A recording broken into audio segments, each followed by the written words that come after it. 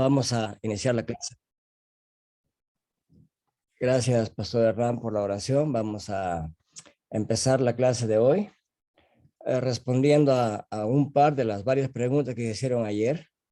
Y no voy a hacer esto cada día, pero voy a hacer hoy día una digresión porque esas dos preguntas me parecen centrales al tema que hemos estado tratando. La primera pregunta que voy a esbozar una respuesta trata del propósito de Dios para su pueblo, en la cual la pregunta implicada es ¿quién es el pueblo de Dios hoy? Y la segunda, voy a hacer una nota aclaratoria explicativa a la interpretación de Joel 2 en Hechos capítulo 2. Entonces, probablemente esto nos lleve de 10 a 11 y tanto por ahí, y va a ser la primera clase de esta mañana. Y luego en la tarde retomamos la clase con escatología paulina, y en los días que vienen, que son 2 más, si nos queda tiempo, probablemente trate un esquema acerca de la tribulación y las implicaciones que tienen para la iglesia de Cristo hoy también. Entonces esperemos que sea posible eso para el día de mañana. El resto de preguntas que surgieran, que tengan que ver con el debate entre las 4 escuelas respecto al milenio, si no tenemos tiempo de responder esas preguntas, entonces quizás a través del seminario algún día armamos un debate entre varias posiciones que hay en América Latina, que sería como un foro bastante productivo para todos los hermanos. Entonces podemos convocar a ponentes que sostienen a cada escuela, como se hace también en otros países del mundo, y de esa manera el auditorio podría estar expuesto a quienes esposan estas ponencias o estas posiciones y escucharlas de ellos mismos y luego tener un debate que sea edificante para el pueblo de Dios. Eso sería una propuesta para el seminario. Si el Seminario Teológico Reformado de México no quisiera tomar la propuesta, probablemente lo hagamos nosotros antes del fin de año, con la finalidad de que en América Latina también se vayan ensayando estos debates alturados, académicos, teológicos, centrados en la exposición y exégesis de la palabra de Dios. Bien, entonces sin más preámbulos voy a compartir pantalla con ustedes y voy a pasar a esbozar una respuesta a la pregunta que se ha planteado respecto al pueblo de Dios hoy, y quisiera explicarla en los siguientes términos. Vamos a leer algunas partes de la Biblia y voy a pedir en este caso está presente el hermano Segundo Ramírez. Voy a pedirle que nos lea el texto de Hechos 13, versículos 13 al 39, para dar inicio a un esbozo a esta pregunta acerca de quién es el pueblo de Dios hoy y el propósito de Dios para su pueblo. Adelante, Pastor Segundo. Hechos 13, Pastor. 13, desde el 13 hasta 39. 13 a 39. Amén. Leemos la palabra de Dios. Habiendo zarpado de Pafos, Pablo y sus compañeros arribaron a Perge de Panfilia, pero Juan, apartándose de ellos, volvió a Jerusalén. Ellos, pasando por Perge, llegaron a Antioquía de Pisidia y entraron en la sinagoga un día de reposo y se sentaron. Y después de la lectura de la ley y de los profetas, los principales de la sinagoga mandaron a decirles: varones hermanos, si tenéis alguna palabra de exhortación para el pueblo, hablad. Entonces Pablo, levantándose, hecha señal de silencio con la mano, dijo: varones israelitas, y los que teméis a Dios, oíd. El Dios de este pueblo de Israel escogió a nuestros padres y enalteció al pueblo, siendo ellos extranjeros en tierra de Egipto, y con brazo levantado los sacó de ella. Y por un tiempo, como de 40 años, los soportó en el desierto. Y habiendo destruido 7 naciones en la tierra de Canaán, les dio en herencia su territorio. Después, como por 450 años, les dio jueces hasta el profeta Samuel. Luego pidieron rey. Dios les dio a Saúl, hijo de Cis, varón de la tribu de Benjamín, por 40 años. Quitado les levantó por rey a David, a quien dio también testimonio diciendo: he hallado a David, hijo de Isaí, varón conforme a mi corazón, quien hará todo lo que yo quiero. De la descendencia de este, y conforme a la promesa, Dios levantó a Jesús por Salvador a Israel. Antes de su venida, predicó Juan el bautismo de arrepentimiento a todo el pueblo de Israel. Mas cuando Juan terminaba su carrera, dijo: ¿Quién pensáis que soy? No soy yo él, mas he aquí viene tras mí uno de quien no soy digno de desatar el calzado de los pies. Varones israelitas, varones hermanos, hijos del linaje de Abraham, y los que entre vosotros teméis a Dios, a vosotros es enviada la palabra de esta salvación. Porque los habitantes de Jerusalén y sus gobernantes, no conociendo a Jesús, ni las palabras de los profetas que se leen todos los días de reposo, las cumplieron al condenarle. Y sin hallar en él causa digna de muerte, pidieron a Pilato que le matase, habiendo cumplido todas las cosas de que de él estaban escritas, quitándolo del madero, lo pusieron en el sepulcro. Amén. Amén. Muchas gracias, Pastor Segundo. Entonces, quisiera empezar diciendo que... Perdón, era hasta el 39, creo. Hasta el 39. ¿Hasta qué versículo leyó? 29. Hasta el 39. Continúe, por favor. 13 al 39.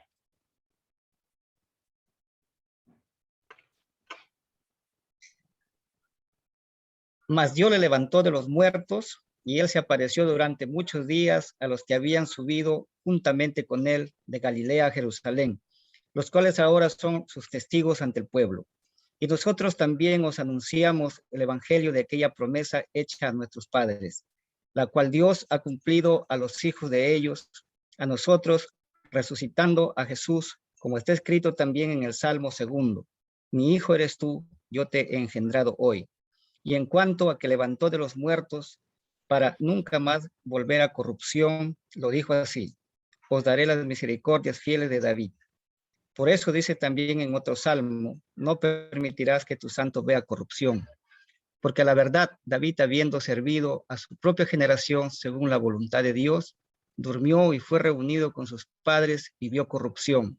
Mas aquel a quien Dios levantó no vio corrupción. Sabed pues esto, varones hermanos, que por medio de él se os anuncia perdón de pecados, y que todo aquello de que por la ley de Moisés no pudisteis ser justificados, en él es justificado todo aquel que cree. Amén. Muchas gracias.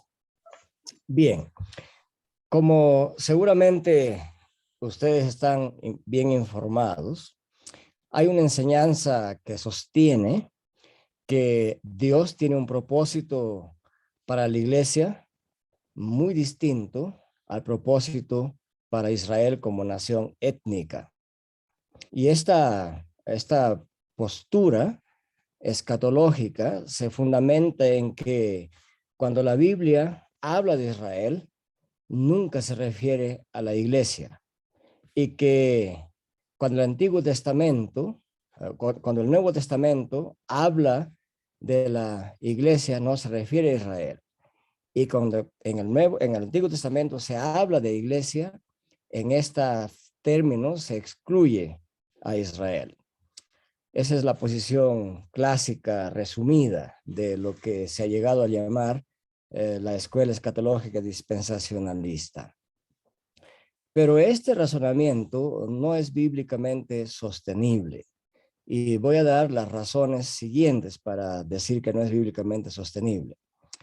Quizás en términos globales, el argumento que se desprende de la Biblia más contundente contra esta manera de entender la conexión entre Israel del Antiguo Testamento y el Nuevo Israel como Iglesia de Jesucristo, lo den las genealogías de los evangelistas Lucas y Mateo, que se presentan al comienzo mismo de los evangelios. Y en estas genealogías, si ustedes las examinan con detalle, ya pueden ver que el mismo Señor Jesucristo, que es la promesa central del advenimiento pronosticada en el Antiguo Testamento, en el mismo linaje de Jesucristo, no todos son judíos de nacimiento. En efecto, hay personajes de naciones gentiles que han entrado a formar parte en la larga línea de descendencia del Señor Jesucristo.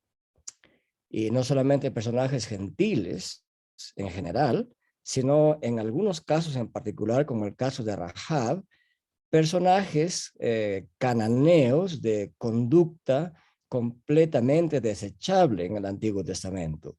Pero todo ello va mostrando a lo largo de la historia redentora que en el propósito de Dios siempre estuvo presente desde la eternidad e irrumpió en la historia a través del pueblo de Israel el hecho de que su pueblo estaría incluyendo gente de diferentes naciones. Ese sería el argumento más general que podemos decir en resumen de los evangelios del Nuevo Testamento. Otro argumento general que se puede esbozar brevemente es el hecho de que en las primeras promesas, en el primer libro de la Sagrada Escritura, y eso nos lleva a Génesis capítulo 12, versículos 1 al 3, que a Abraham se le promete que Dios hará de él un pueblo que será incontable como las estrellas de los cielos y las arenas del mar.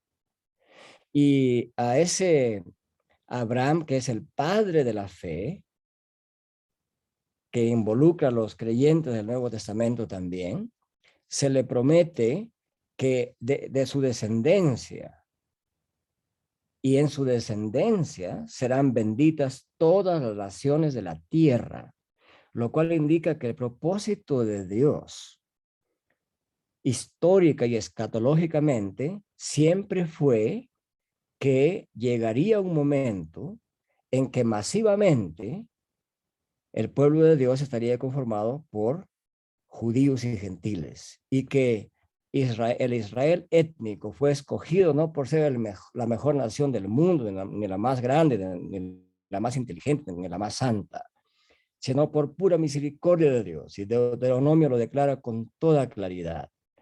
Y que a través de ese Israel, que sería luz a las naciones, tenían la misión de atraer mediante una conducta vivida con fidelidad al pacto al resto del mundo para que puedan adorar al Dios de la Biblia, al Dios de Israel. Entonces, esas dos visiones generales que están claramente delineadas en la Escritura indican que desde siempre fue la voluntad de Dios que llegaría un momento en que su pueblo estaría formado por personas de las diferentes naciones del mundo, porque Él es el Dios de las naciones. Él las juzga, Él las ha creado, Él las gobierna, a pesar que a veces no queremos darnos cuenta de ello. Pero esos son los argumentos más generales que podríamos esbozar, y creo que esos argumentos, si uno quiere obedecer lo que la Biblia dice, quedarían claramente establecidos. Y entonces cualquier otra posición que diga que no, que Dios tiene un propósito para Israel, aparte de la iglesia, digamos, es hacer bastante violencia a la perspectiva general de la Escritura. Pero podríamos también esbozar algunos argumentos mucho más específicos, y vayamos a eso. El Nuevo Testamento, en varias instancias, interpreta que las expresiones o calificativos o adjetivos para referirse a Israel del Antiguo Testamento son igualmente aplicables a la Iglesia de Cristo hoy, la cual está formada por judíos y gentiles. Es el caso, por ejemplo, de Gálatas 6, 15 al 16. Aquí dice así, se habla del Israel de Dios. Por el contexto de Gálatas, aquí el Israel de Dios se refiere a los que andan conforme a esta regla, dice Pablo, es decir, la regla de justicia por la fe en Cristo que fue crucificado por nosotros y aquel que camina en el Espíritu. Eso se establece también en Gálatas 5:25 y 6:14. Entonces el Israel de Dios del cual habla Pablo en Gálatas incluye a todo cristiano y por lo tanto es equivalente a la iglesia como un todo. Y la iglesia como un todo incluye a judíos y gentiles.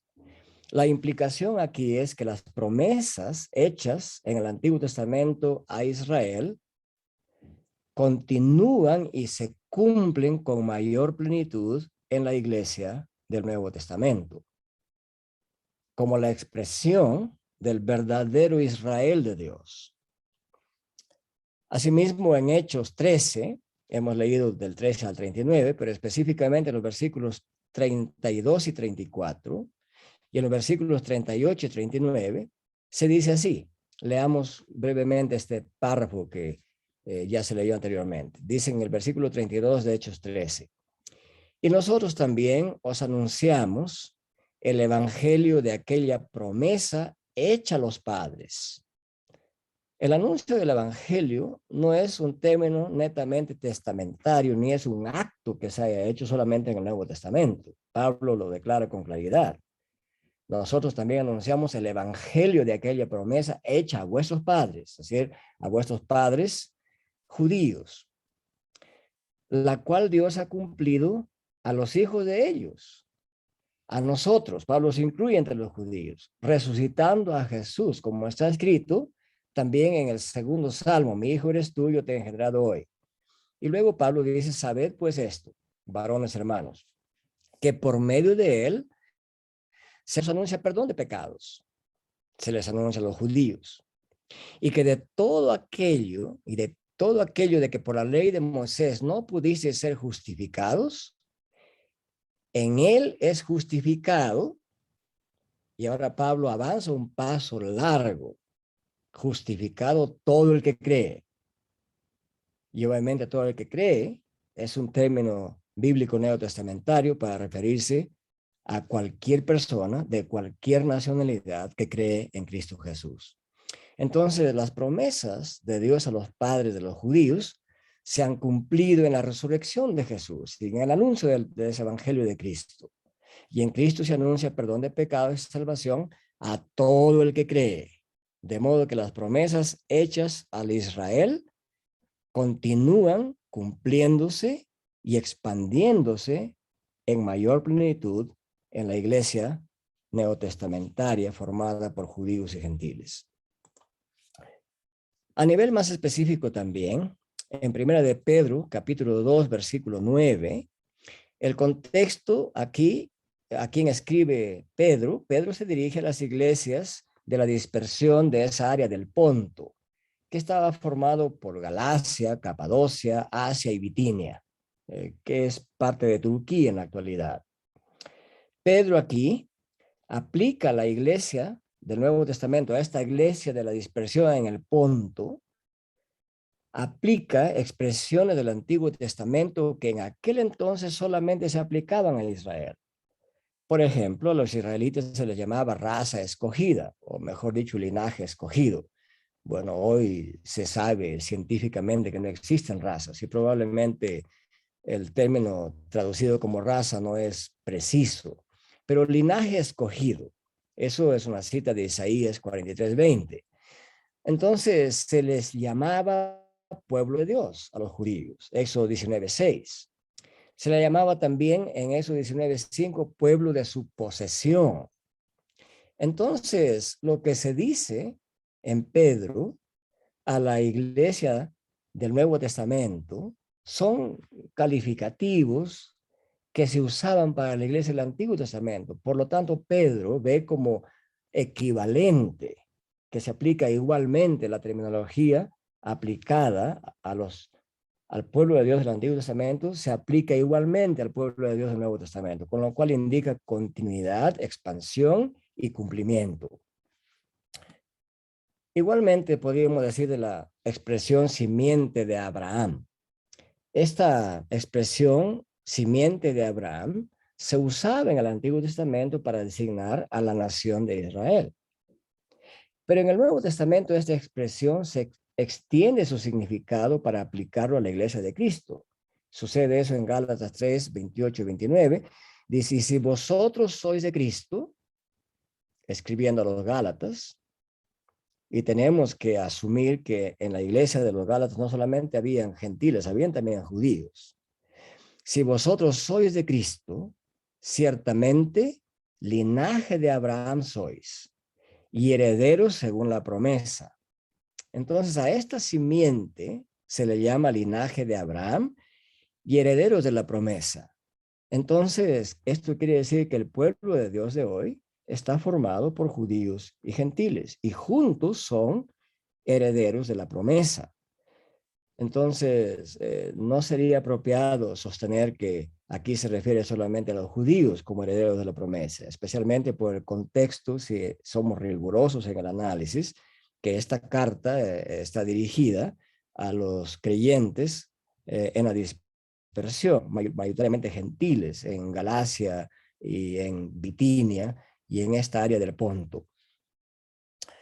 Los términos Sion y Jerusalén, como habíamos visto en las clases pasadas, se usan en el Antiguo Testamento para referirse a Israel como pueblo de Dios.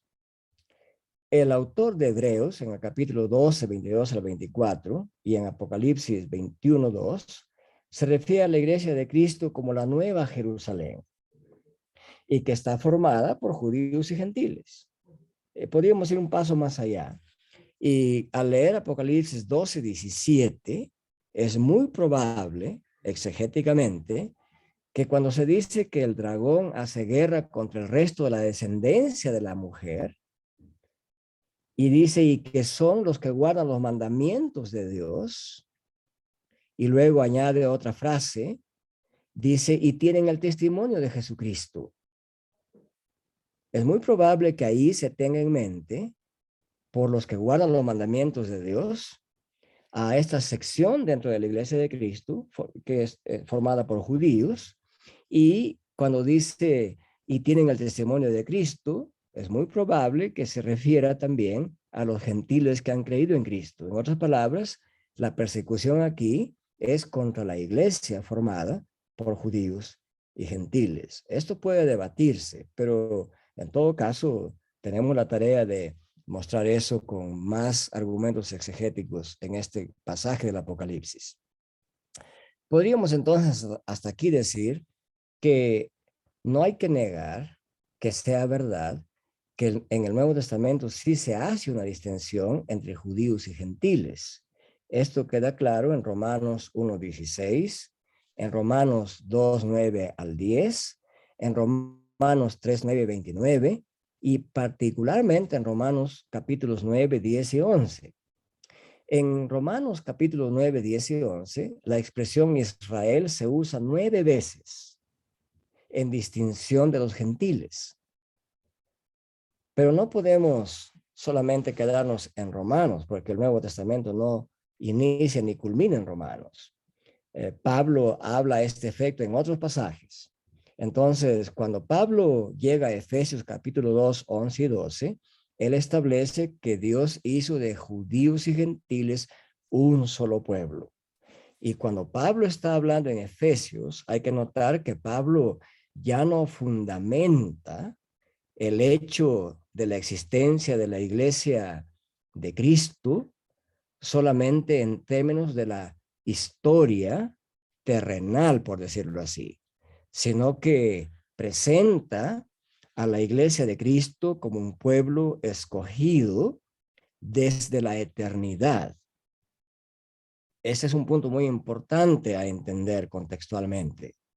Y entonces queda claro en Efesios capítulo 2 que la iglesia de Cristo, que existe como un monumento a la gracia y misericordia de Dios, es un designio de Dios desde la eternidad, pero que irrumpió en la historia en un proceso por el cual a través de Israel y toda su historia llega al Nuevo Testamento, y entonces el resto de la humanidad, los que creen en Cristo, llegan a conformar parte de esa iglesia de Cristo y hace de ambos un solo pueblo en Cristo, borrando las enemistades, poniendo paz, llamando a la reconciliación y formando un solo pueblo que se va edificando como un solo templo para Dios. Y cuando llega al capítulo 4 de Efesios, Pablo argumenta pues que este pueblo nuevo de Dios, es decir, la iglesia de Cristo formada por judíos y gentiles, tiene un solo bautismo, un solo Dios y Padre, una sola fe, etc. Por lo tanto, al hablar de la distinción en el Nuevo Testamento entre judíos y gentiles, no implica que Dios tenga un propósito para Israel y otro distinto para la iglesia de Cristo. Dios tiene un solo propósito para su pueblo que hoy está formado por judíos y gentiles. En efecto, en Romanos 11, 25 a 27, no habla de reunir a todos los judíos en Palestina. No dice que Dios tenga un plan para los judíos y otro para los gentiles creyentes. Más bien, Romanos 11, 17 al 24 habla del pueblo de Dios en términos de un solo olivo, en el cual los judíos y gentiles son injertados. Un solo olivo aquí indica un solo tronco, un solo pueblo. Y cuando Romanos 11, 26 dice, y este es un texto bien debatido, por supuesto, ¿no? El texto de Romanos 11, 26 merece una larga disertación exegética. Esto está, creo yo que Douglas Moo en su masivo comentario de Romanos ha hecho una buena exégesis de esto, que podría resumirse así que cuando Romanos 11, 26 dice todo Israel será salvo, debe ser mejor interpretado como que todo el pueblo de Dios será salvo. Queda pues ahí la tarea de desarrollar más exegéticamente este pasaje, pero eso sería el resumen. Y como había mencionado al comienzo en el argumento más general, en Génesis 12, 1 al 3, ahí Dios afirma con claridad que mediante Israel, que desciende de Abraham, las familias de la tierra, todas las familias de la tierra, que implica todas las naciones que hay bajo el cielo, serán benditas. Y este propósito alcanza su pleno cumplimiento cuando leemos en Apocalipsis 5, 9 al 14, donde se habla de la iglesia de Cristo formada por millares y millares, incontables números, y también a ese efecto en Apocalipsis 14, de creyentes de toda nación, lengua, tribu y linaje que al unísono alaban juntos a Dios.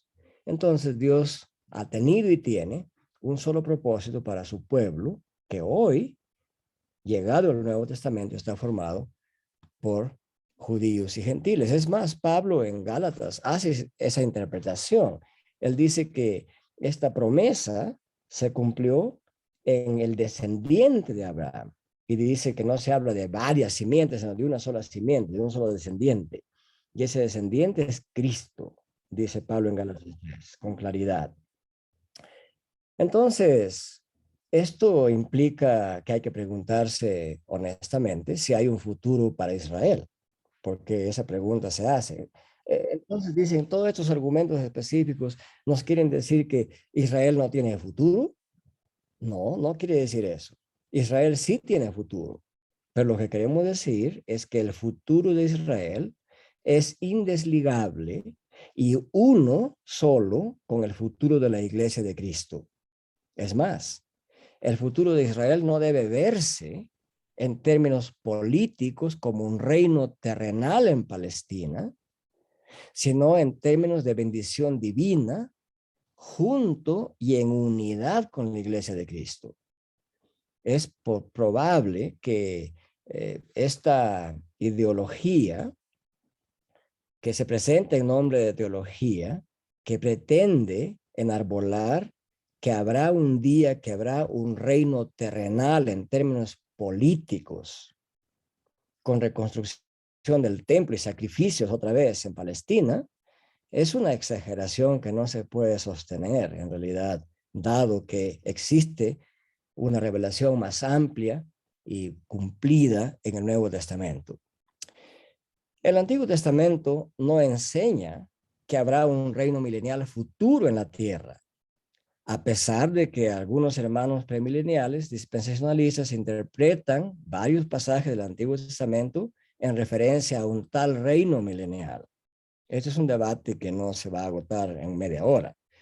Pero estos pasajes a los cuales ellos aluden se refieren a la nueva tierra que es la culminación de la obra redentora de Dios. Por ejemplo, Isaías 65, que hemos mencionado ya en las clases primeras, cuando hablamos de la escatología postexílica, en Isaías 65, 17 al 25, cuando se refiere a los cielos nuevos y la tierra nueva, no se refiere a un milenio como comenta este pasaje la New Scofield Bible, o la Biblia de Scofield, así llamada. Más bien se refiere al estado final referido en Apocalipsis 21, 1 al 4, en el cual no habrá más muerte. Y en el cielo nuevo y tierra nueva, por la eternidad, habitan todos los hijos de Dios. Y a este efecto, la interpretación más correcta de los 24 ancianos que están alrededor del trono y que son presentados en Apocalipsis, podría muy bien entenderse como 12 representando a todos los creyentes del Antiguo Testamento y los otros 12 representando a todos los creyentes del Nuevo Testamento. Con lo cual, el pueblo de Dios en unidad está presente en cielos nuevos y tierra nueva. Y desde el Antiguo Testamento ya se anuncia que para los creyentes en Dios hay un solo destino: cielo nuevo y tierra nueva, una adoración perpetua de todos los purificados, de todos los tiempos, del pasado y del presente, y los que todavía serán purificados de aquí al futuro. En Isaías 11, 6 al 10, cuando se habla de la restauración, no se refiere a que Cristo va a restaurar el reino davídico. Eso es lo que esperaban los judíos y se equivocaron. Pero Cristo no iba a restaurar el reino davídico en términos políticos militares. Tampoco se describe un reino milenial como interpreta la Biblia Scofield en este punto. Este pasaje se refiere al estado final de cielo nuevo y tierra nueva. También se hace mención a los capítulos 40 y 48 como que se refieren a un templo milenial, pero no se refieren a un templo milenial, ni se refieren a la adoración en él, como afirma otra vez la Biblia Scofield. La visión del templo aquí, en los capítulos 40 al 48 de Ezequiel, se refiere al templo reconstruido durante el retorno del exilio babilónico. A eso apunta Ezequiel, es un asunto histórico. Por ello, se mencionan todos los rituales y hasta los sacrificios reales y no conmemorativos de un supuesto reino milenial. Es decir, parece bastante forzado pensar que en esta parte de la historia redentora explicada en el Nuevo Testamento, habiendo Cristo, según Hebreos, hecho ya un sacrificio una vez para siempre, como claramente declara Hebreos, se retroceda haciendo un paréntesis y se reconstituyan sacrificios y templos del Antiguo Testamento. Pero eso no sería compatible con una coherente teología bíblica del Antiguo y Nuevo Testamento, ni con una coherente escatología bíblica del Nuevo Testamento. Isaías 2, 11, 1 al 14, que hemos leído unas partes de Isaías 2, y esto es comparable con Miqueas 4, 1 al 5, tampoco se refieren a un reino milenial venidero, como lo sugiere la Biblia Scofield. Si miramos con atención al versículo 4 de Isaías 2, solamente en el estado final de los nuevos cielos y la nueva tierra puede cumplirse esta descripción de una paz total.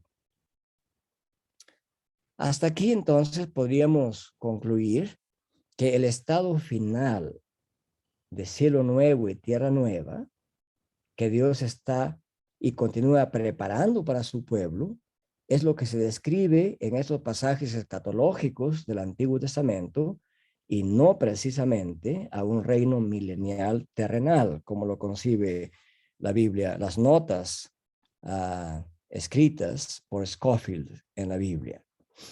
Entonces, podemos decir que la Biblia no enseña realmente una restauración milenial de los judíos a la tierra natal palestina, Es esta visión la que lleva a la gente a pensar en lo que ya los judíos se están congregando otra vez a Jerusalén, y que están volviendo y que la diáspora se está revirtiendo, etcétera. Y miran con atención a eso para ver si ya va a empezar un reino milenial. Digamos que no se puede entender de esa manera. Isaías 11, 1 al 16 no se refiere a un establecimiento de un reino milenial por Cristo, como lo sugiere la Biblia Scofield. La Biblia Scofield es los comentarios que se hacen en los pies de página de la Biblia Scofield, es la posición oficial dispensacional. Cuando en Isaías 11, 1 al 16 se usa la frase segunda vez en el versículo 11, significa un segundo éxodo, un segundo retorno de los judíos después del retorno de Egipto durante el éxodo. Este es un retorno de la cautividad de Asiria, de Israel del norte. A eso se refiere Isaías 11. Y cuando la Biblia Scofield dice que Jeremías 23, 3 al 8, dice que esto se cumplirá después de un periodo de tribulación en el futuro, pero claramente el contexto de este pasaje indica que la profecía se cumplió en el exilio de Israel del sur hacia Judá en el siglo VI a.C., como hemos visto en las clases pasadas. Entonces, a veces esta confusión de cumplimientos históricos ya pasados, pero caprichosamente trasladados al futuro, hacen que se malentienda esto como si se va a reconstituir o restaurar un reino milenial en Palestina. Al mismo efecto, algunos hermanos dispensacionalistas entienden que Ezequiel 34, 12 y 13, que aquí se predice la restauración de Israel a Palestina después del milenio. Bueno, para empezar, el exilio no duró un milenio. El exilio duró solamente 70 años. Ezequiel está hablando aquí a los cautivos en Babilonia, en Ezequiel capítulo 34. No hay que olvidar ese contexto histórico.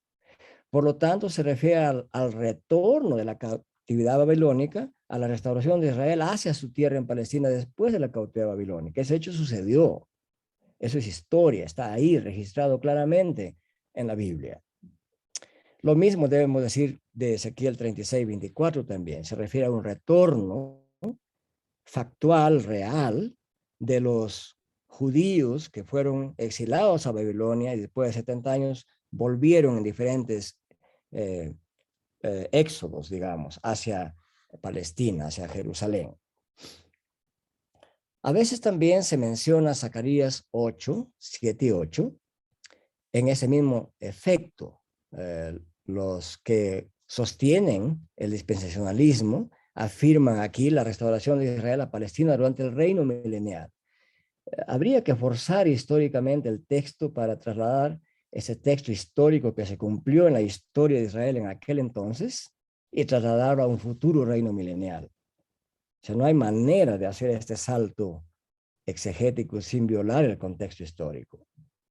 Es más apropiado afirmar entonces que Zacarías 8, 7 y 8 es una profecía luego que los israelitas han vuelto a Jerusalén bajo el liderazgo de Zorobabel y de José. Esto habría sucedido en el año 536 a.C. Entonces, el propósito aquí de Zacarías en su profecía es animar a más israelitas a continuar ese éxodo desde Babilonia hacia Jerusalén, y lo cual se cumplió en el tiempo de Esdras. El ministerio de predicación y profético de Zacarías tuvo ese efecto. Volvieron después del primer grupo de personas que vinieron a Jerusalén, muchos más liderados por Esdras. Y esto habría sucedido unos años después, es decir, en el año 458 a.C. Entonces, no debemos negar que algunas profecías del Antiguo Testamento referentes a la restauración de Israel a Palestina después del cautiverio se cumplieron. Lo que podríamos decir es que no se cumplieron en la plenitud del lenguaje sublime que habla el Antiguo Testamento, sino que más bien eran sombras de un cumplimiento más pleno en el cielo nuevo y la nueva tierra. En efecto, Algunas profecías señalan más allá del cumplimiento físico, pero eso se puede ver en cada contexto específico. La Biblia no enseña que Dios haya pospuesto el reinado de Israel para un futuro en relación con el reino milenial en vista de que los judíos rechazaron al Mesías. Ese es un argumento también que lo comentan los dispensacionalistas. Y creo que hay tres razones claras que contradicen esta enseñanza. En primer lugar, no es verdad que todos los judíos hayan rechazado al Mesías. Muchos judíos sí siguieron a Jesús.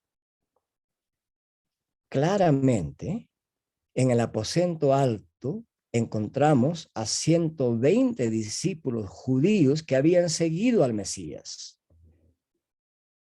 Y esto muy bien podría entenderse como el remanente fiel de inicio en esta parte del Nuevo Testamento. Eso se menciona en Hechos 1:15. Luego este número de 120 iba aumentando a más de 500 cuando el Mesías resucitado se les apareció, según se relata en 1 Corintios 15:16. Y Cristo declaró enfáticamente que el reino había llegado a los judíos en Mateo 12:28. Y a Pedro le entregó las llaves de ese reino. Y si nosotros analizamos la actividad que Cristo realizó con el poder de las llaves que le fue entregado por Cristo, como lo vamos a ver más adelante, Pedro, iniciando en obediencia a la palabra de Cristo y a la guía del Espíritu Santo, empezó en Jerusalén. Pero luego lo vamos a ver a Pedro predicando a los gentiles y siendo testigo presencial del derramamiento del Espíritu sobre los gentiles, al igual que el Pentecostés sucedió sobre los judíos.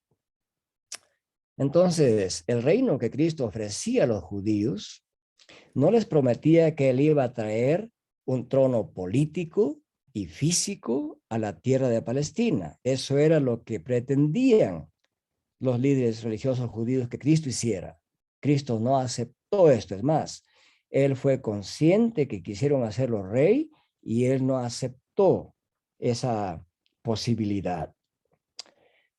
El reino del cual Jesús habla es fundamentalmente un reino espiritual expandido que, digamos, se inauguró en continuidad con el Antiguo Testamento, se inaugura en el Nuevo Testamento, pero que será total en el futuro, en su segunda y final venida. Esto lo explica Juan en capítulo 18, verso 36.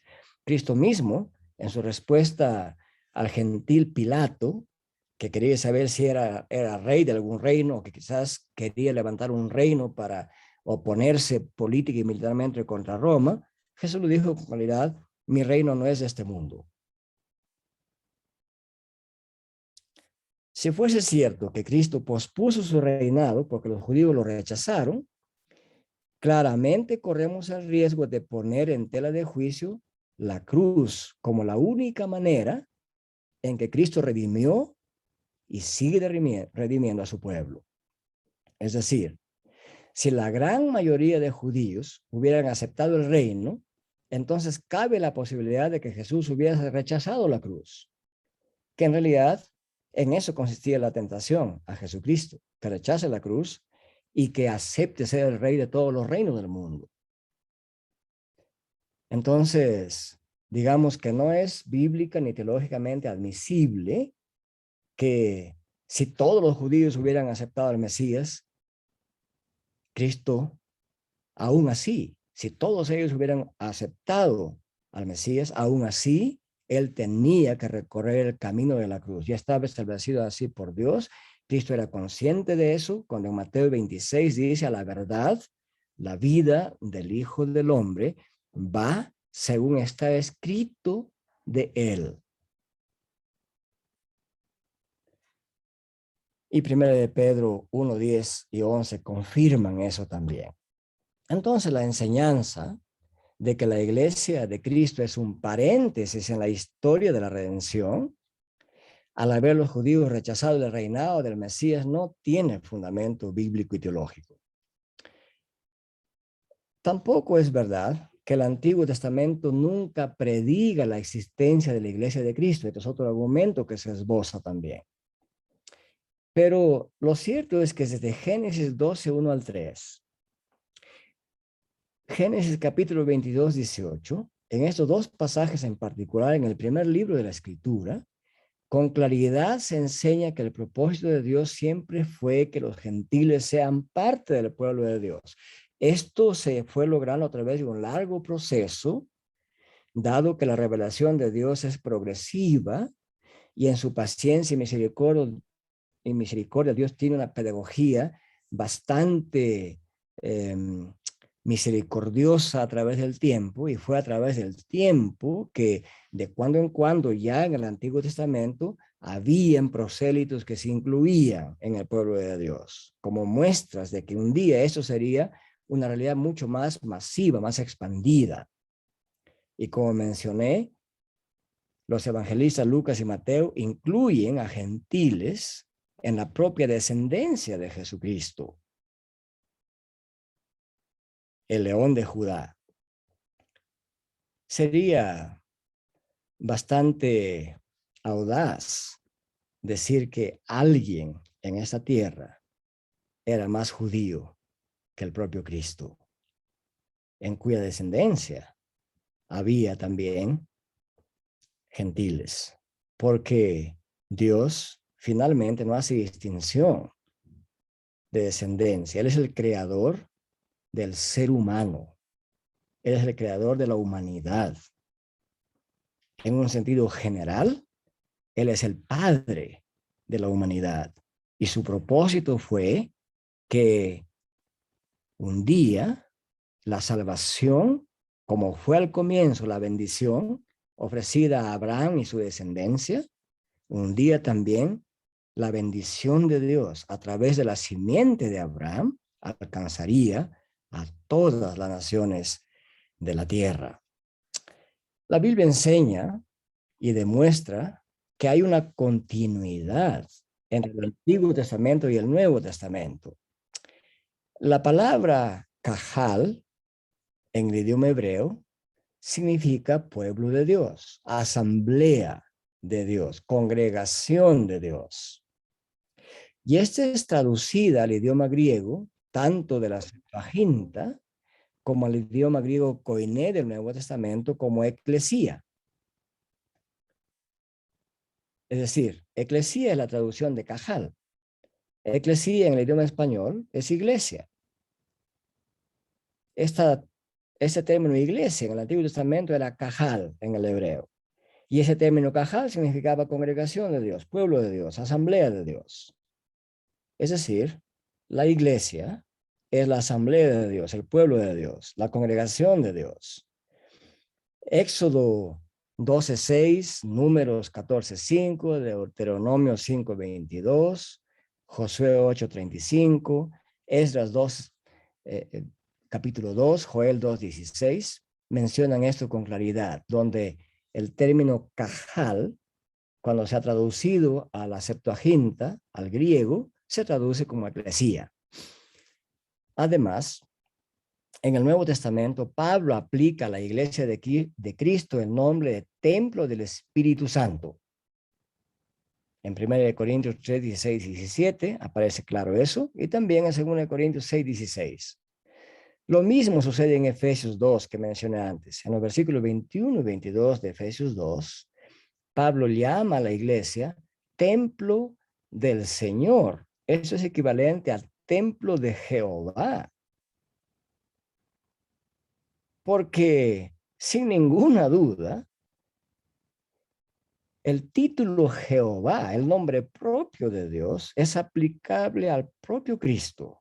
De esto da testimonio Filipenses 2, 9 al 11. Cuando se dice que Él fue humillado, pero fue exaltado hasta lo sumo, y se le dio un nombre que es sobre todo nombre.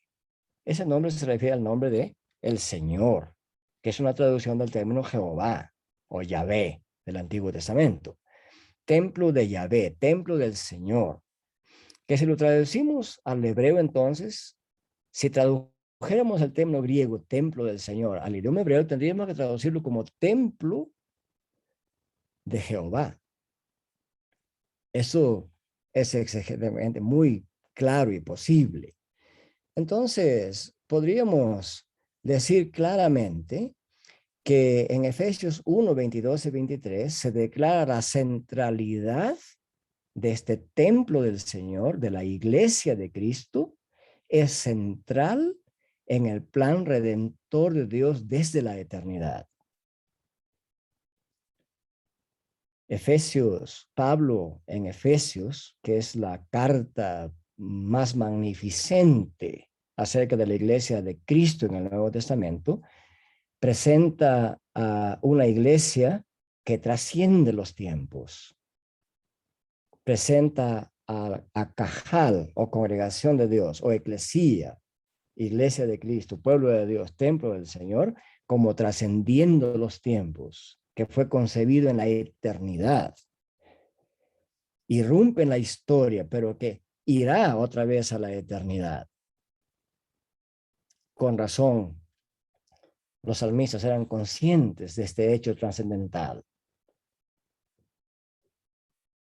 Cuando en ese famoso Salmo 90 se dice: oh Jehová, antes que fueran los montes y esta tierra exista, tú eres Dios desde la eternidad y hasta la eternidad. Ese Dios eterno en la eternidad ya había concebido la formación de su iglesia, que en la historia redentora se nos cuenta de esta iglesia, de esta Cajal y de esta eclesía desde el Génesis y trasciende hasta el Apocalipsis. Entonces la iglesia de Cristo es parte central del plan de Dios. Por eso la Biblia enseña que hay continuidad entre Cajal y eclesía, entre congregación de Dios e iglesia del Señor, iglesia de Cristo. Entonces, podemos decir, con todo el respeto que merecen nuestros hermanos dispensacionalistas, que la enseñanza dispensacionalista que afirma que habrá salvación después de la segunda venida de Cristo no tiene fundamento escritural. Por el contrario, la Biblia enseña que el número de los redimidos está completo cuando Cristo venga por segunda vez. Entonces, en 1 Corintios 15, 23 se enseña claramente que los de Cristo, dice literalmente en el griego, los de Cristo resucitarán con él, es decir, todo el número de creyentes, tanto judíos como gentiles, en la resurrección general. Aquí no hay lugar para especular que más tarde habrá otro número de creyentes que resucitarán nuevamente. La resurrección general es tal porque será una sola vez. Claro que los dispensacionalistas enseñan que habrán dos resurrecciones más de creyentes en la segunda venida de Cristo. Ellos hablan de la resurrección de los santos de la tribulación, que según ellos entienden que a eso se refiere 1 Corintios 15, 23, y habrá la segunda resurrección de los creyentes que mueren durante el milenio. Y así es como ellos entienden 1 Tesalonicenses 3, 12 al 13.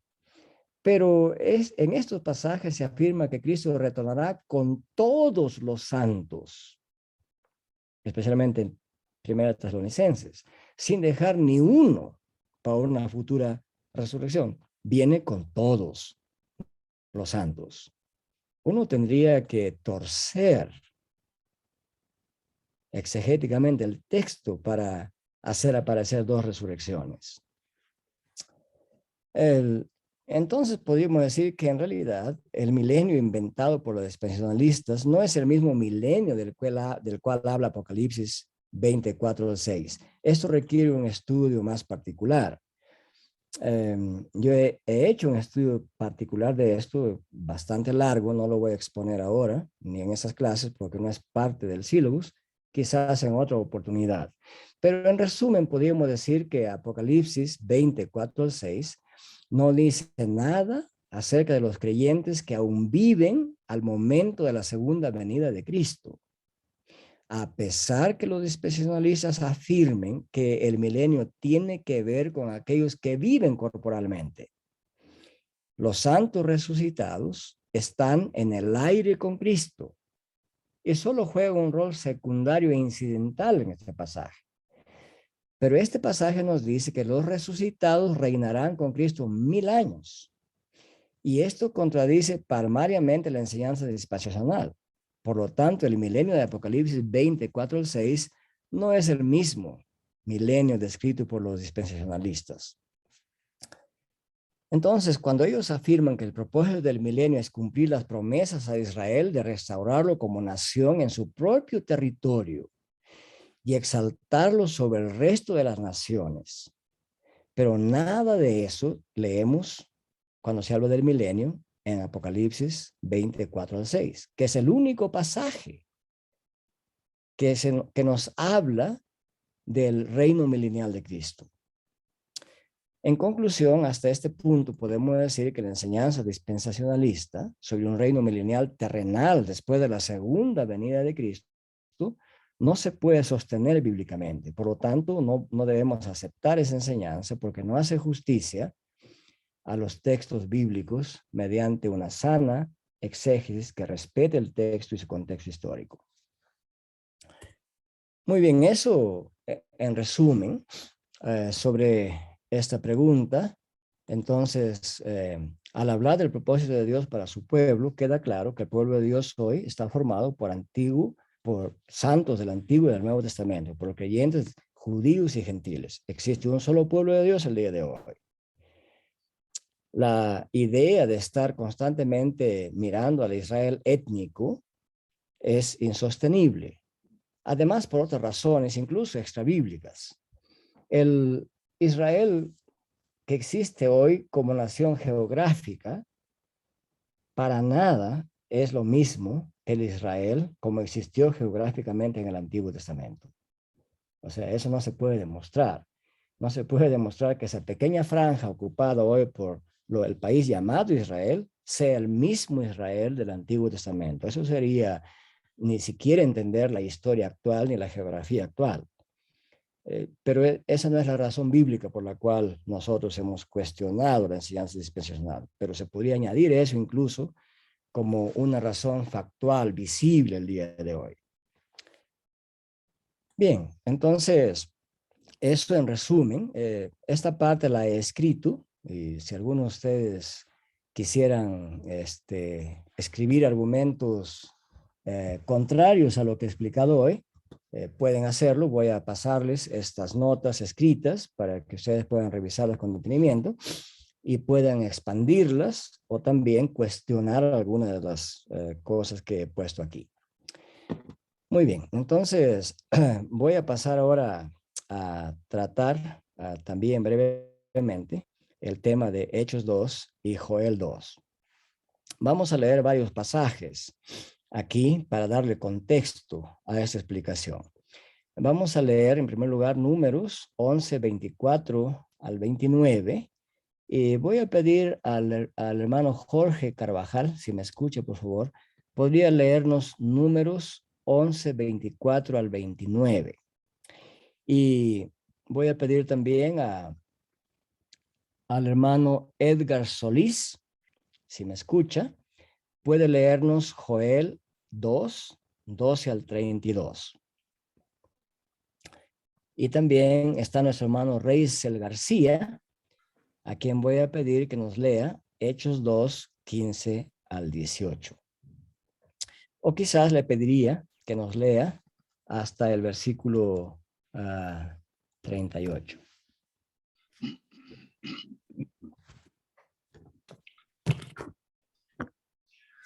Bien, ¿empiezo? Empezando, hermano Jorge. Ok, Números 11 del 24 al 29. Amén. Y salió Moisés y dijo al pueblo las palabras de Jehová. Y reunió a los 70 varones de los ancianos del pueblo y los hizo estar alrededor del tabernáculo. Entonces Jehová descendió en la nube y le habló. y tomó del espíritu que estaba en él y lo puso en los 70 varones ancianos. Y cuando posó sobre ellos el espíritu, profetizaron y no cesaron. Y habían quedado en el campamento 2 varones, llamados el uno Eldad y el otro Medad, sobre los cuales también reposó el espíritu. Estaban estos entre los inscritos, pero no habían venido al tabernáculo y profetizaron en el campamento. Y corrió un joven y dio aviso a Moisés y dijo: Eldad y Medad profetizan en el campamento. Entonces respondió Josué, hijo de Nun, ayudante de Moisés, uno de sus jóvenes, y dijo: Señor mío, Moisés, impídelos. Y Moisés le respondió: ¿tienes tú celos por mí? Ojalá todo el pueblo de Jehová fuese profeta y que Jehová pusiera su espíritu sobre ellos. Amén. Pasamos a Joel 2, 12 al 32. Sí, la palabra de Dios dice: por eso pues, ahora dice Jehová, convertíos a mí con todo vuestro corazón, con ayuno y lloro y lamento. Rasgad vuestro corazón y no vuestros vestidos, y convertíos a Jehová vuestro Dios, porque misericordioso es y clemente, tardo para la ira y grande en misericordia, y que se duele del castigo. ¿Quién sabe si volverá y se arrepentirá y dejará bendición tras de él? Esto es ofrenda y libación para Jehová vuestro Dios. Tocad trompeta en Sión, proclamad ayuno, convocad asamblea. Reunid al pueblo, santificad la reunión, juntad a los ancianos, congregad a los niños y a los que maman. Salga de su cámara el novio y de su tálamo la novia. Entre la entrada y el altar lloren los sacerdotes, ministros de Jehová, y digan: perdona, oh Jehová, a tu pueblo, y no entregues al oprobio tu heredad, para que las naciones se enseñoreen de ella. ¿Por qué han de decir entre los pueblos: ¿dónde está su Dios? Y Jehová solícito por su tierra perdonará a su pueblo. Responderá Jehová y dirá a su pueblo: he aquí, yo os envío pan, mosto y aceite, y seréis saciados de ellos, y nunca más os pondré en aprobio entre las naciones. Y haré alejar de vosotros al del norte, y lo echaré en tierra seca y desierta. Su faz será hacia el mar oriental, y su fin al mar occidental. Y exhalará su hedor, y subirá su pudrición, porque hizo grandes cosas. Tierra, no temas, alégrate y gózate, porque Jehová hará grandes cosas. Animales del campo, no temáis, porque porque los pastos del desierto reverdecerán, porque los árboles llevarán su fruto, y la higuera y la vid darán sus frutos. Vosotros también, hijos de Sión, alegraos y gozaos en Jehová vuestro Dios, porque os ha dado la primera lluvia a su tiempo, y hará descender sobre vosotros lluvia temprana y tardía como al principio. Las ceras se llenarán de trigo, y los lagares rebosarán de vino y aceite. Y os restituiré de los años que comió la oruga, el saltón, el revoltón y la langosta, mi gran ejército que envié contra vosotros.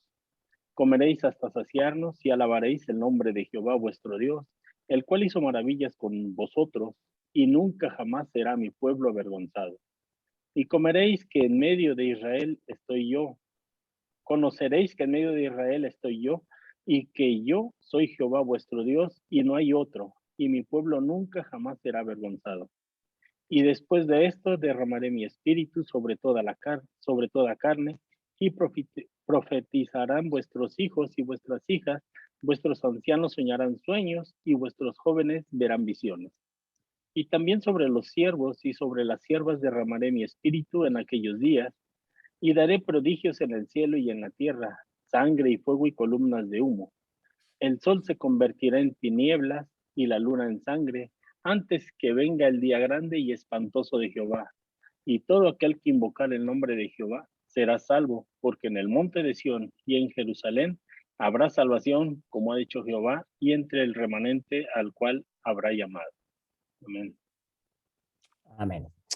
Gracias, hermano. Ahora leeremos el capítulo 2 de Hechos, versículos 15 hasta el 38. Dice: porque éstos no están ebrios como vosotros suponéis, puesto que es la hora tercera del día. Mas esto es lo dicho por el profeta Joel. En los postreros días, dice Dios, derramaré mi espíritu sobre toda carne, y vuestros hijos y vuestras hijas profetizarán. Vuestros jóvenes verán visiones, y vuestros ancianos soñarán sueños. Y de cierto, sobre mis siervos y sobre mis siervas en aquellos días, derramaré mi espíritu y profetizarán. Daré prodigios arriba en el cielo y señales abajo en la tierra, sangre y fuego y vapor de humo. El sol se convertirá en tinieblas y la luna en sangre, antes que venga el día del Señor grande y manifiesto. Y todo aquel que invocare el nombre del Señor será salvo. Varones israelitas, oíd estas palabras. Jesús Nazareno, varón aprobado por Dios entre vosotros con las maravillas, prodigios y señales que Dios hizo entre vosotros por medio de él, como vosotros mismos sabéis. A este, entregado por el determinado consejo y anticipado conocimiento de Dios, prendisteis y matasteis por manos de inicuos, crucificándole, al cual Dios levantó, suelto los dolores de la muerte, por cuanto era imposible que fuese retenido por ella. Porque David dice de él: veía al Señor siempre delante de mí, porque está a mi diestra, no seré conmovido. Por lo cual mi corazón se alegró y se gozó mi lengua, y aun mi carne descansará en esperanza, porque no dejarás mi alma en el Hades, ni permitirás que tu santo vea corrupción. Me hiciste conocer los caminos de la vida, me llenarás de gozo con tu presencia. Varones hermanos, se os puede decir libremente del patriarca David, que murió y fue sepultado, y su sepulcro está con nosotros hasta el día de hoy. Pero siendo profeta y sabiendo que con juramento Dios le había jurado que de su descendencia, en cuanto a la carne, levantaría al Cristo para que se sentase en su trono. Viéndolo antes, habló de la resurrección de Cristo, que su alma no fue dejada en el Hades, ni su carne vio corrupción. A este Jesús resucitó Dios, de lo cual todos nosotros somos testigos. Así que, exaltado por la diestra de Dios y habiendo recibido del Padre la promesa del Espíritu Santo, ha derramado esto que vosotros veis y oís. Porque David no subió a los cielos, pero él mismo dice: dijo el Señor a mi Señor, siéntate a mi diestra, hasta que ponga a tus enemigos por estrado de tus pies. Sepa, pues, ciertamente toda la casa de Israel, que a este Jesús a quien vosotros crucificasteis, Dios le ha hecho Señor y Cristo. Al oír esto, se compungieron de corazón y dijeron a Pedro y a los otros apóstoles: varones hermanos, ¿qué haremos? Pedro les dijo: arrepentíos y bautícese cada uno de vosotros en el nombre de Jesucristo para el perdón de los pecados, y recibiréis el don del Espíritu Santo. Amén. Muchas gracias, hermano. Bien, entonces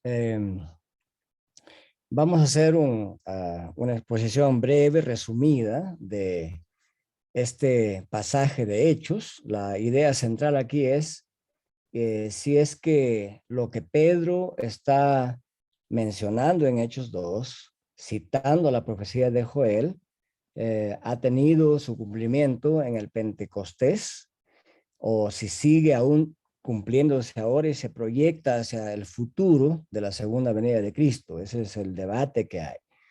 Debo informarles que sobre este tema del cumplimiento de la profecía de Joel en tiempos del Pentecostés es un debate bien largo, y hay centenares de artículos escritos en las revistas teológicas académicas que se publican en nuestro medio. Y quizás el artículo más equilibrado que uno podría leer como punto de partida Está escrito en una revista norteamericana que se llama el Journal de la Evangelical Theological Society. Y voy a dejar en las notas anotado este artículo para que ustedes puedan acceder a él. Asimismo también, como ustedes, los que ya tienen años en el seminario, sabrán, existen varias revistas de alta prestancia académica en el mundo que pueden ser accesibles en el Internet. Está la revista académica Vetus Testamentum, la revista Novum Testamentum, el Journal of Biblical Literature y varios otros revistas de carácter académico donde ustedes pueden hacer revisión de exégesis muy refinadas sobre este pasaje. Y en general hay unas tres posiciones para entender este pasaje.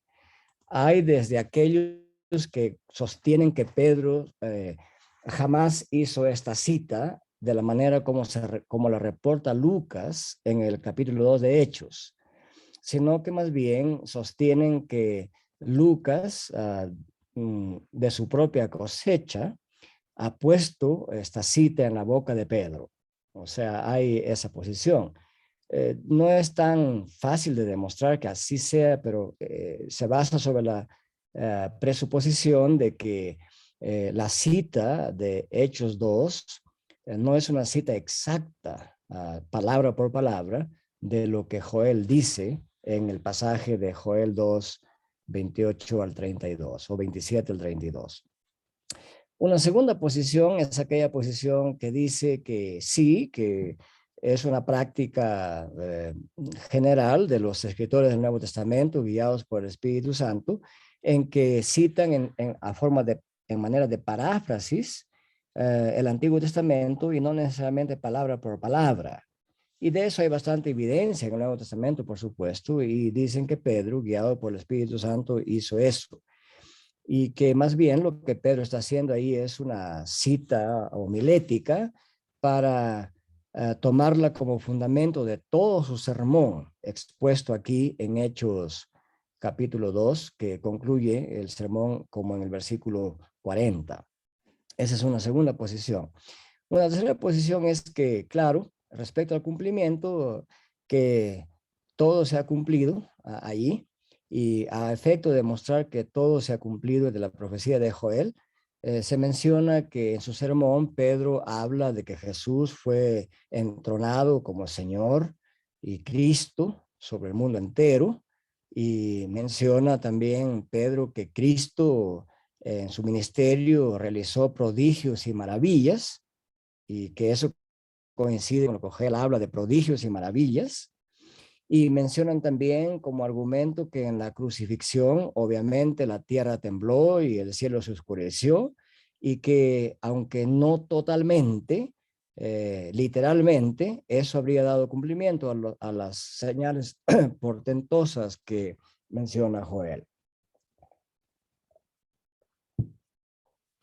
Hay otros que dentro de esta perspectiva sostienen que nada de lo que dice Joel coincide con lo que Pedro está mencionando, que nada de Joel se ha cumplido aquí. Y dicen así básicamente por el siguiente razonamiento, que en Joel se habla de dos periodos secuenciales. Dice el término después de esto, lo toman que después que se hayan cumplido todo lo que dice Joel 2 antes del versículo 27, todo eso tenía que suceder para que llegue el día del Señor y se manifiesten estas grandes señales portentosas de que la luna se oscurece, que hay sangre y fuego, y etcétera, etcétera. Entonces dicen, nada de eso se ha cumplido. Por lo tanto, sostienen que debe descartarse esta cita de Joel como que se ha cumplido en el Nuevo Testamento y que ha sido puesta en la boca de Pedro, y que no hay coincidencia entre las dos citas. Digamos que esa es la posición más extrema, que está difundida en diferentes artículos teológicos en el mundo actual. Entonces, eso nos dice que interpretar Hechos 2 a la luz de Joel 2 no es una tarea tan simple como pareciera. Bien, veamos entonces el contexto de esto. Eso les informo para que estén informados que es un pasaje bastante debatido, que no es que uno lee el texto y ya rápidamente sale una interpretación, así es. Entonces, en el contexto de este pasaje de Joel 2, el día del Señor se describe en Joel 2, 1 al 11. Esto hemos visto ya en parte en las exposiciones de las primeras clases cuando hablábamos de la profecía durante el exilio y post-exilio. Entonces, en Joel 2, 1 al 11, se describe el día del Señor y se anuncia el juicio mediante la plaga de langostas. Luego se hace un llamado a un arrepentimiento nacional de Israel en los versículos 12 al 17. Y se promete la renovación del pacto en los versículos 18 al 27.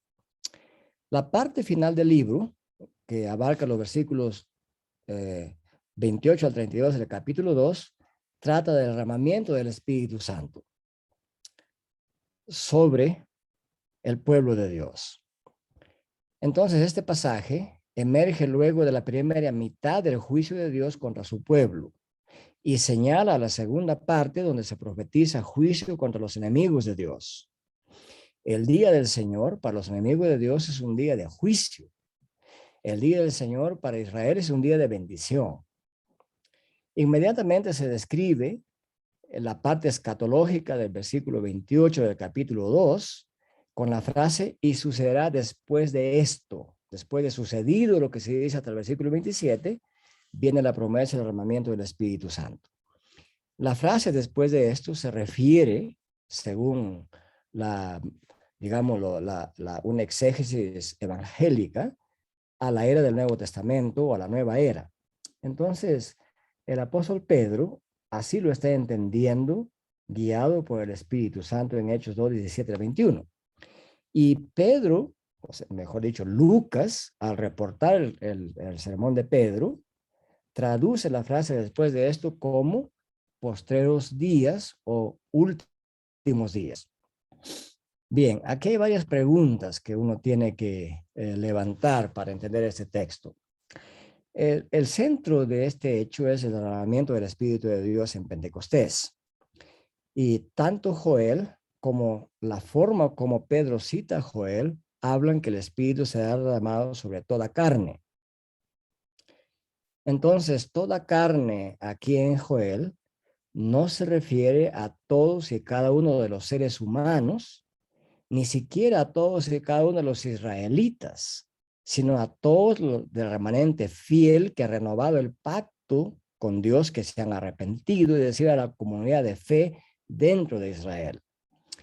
Con ese derramamiento del Espíritu sobre todos los de la comunidad de fe, el verdadero Israel de aquel entonces, ahora pueden todos ellos profetizar, tal como lo deseaba y por lo cual oró Moisés en Números capítulo 11. A ese efecto hemos leído Números 11.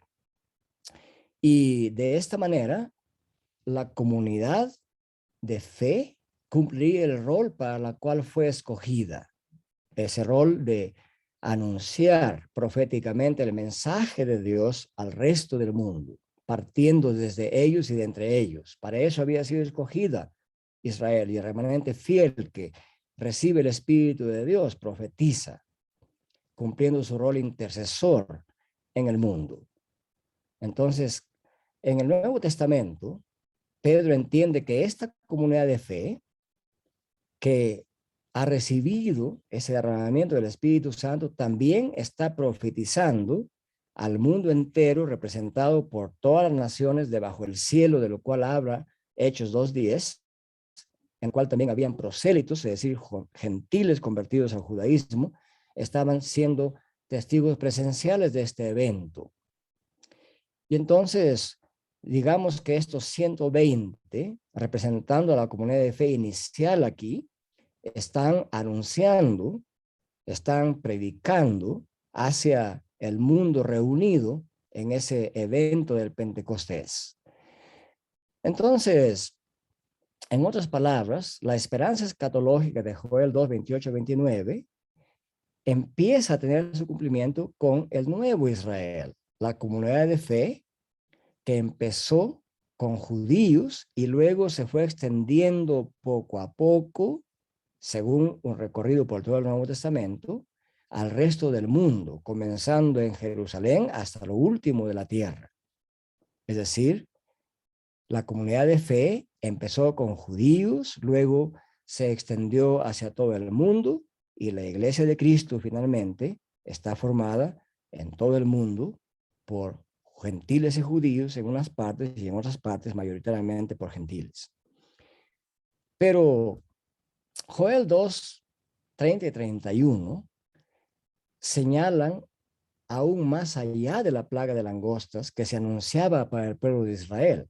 Señalan a un día donde los enemigos de Israel serían derrotados finalmente con grandes señales, lo cual probablemente requiere que tomemos nota de la significación escatológica del periodo del Pentecostés. Algunos piensan que estas señales y prodigios y sangre y fuego son términos figurativos que se habrían cumplido en el ministerio de Cristo cuando dice que hizo señales y maravillas y prodigios, y cuando también el propio Espíritu viene en forma de lenguas de fuego y etcétera. Y añaden a esto que el cumplimiento final de estas señales portentosas de la cual habla Joel se habrían cumplido en el año 70 después de Cristo.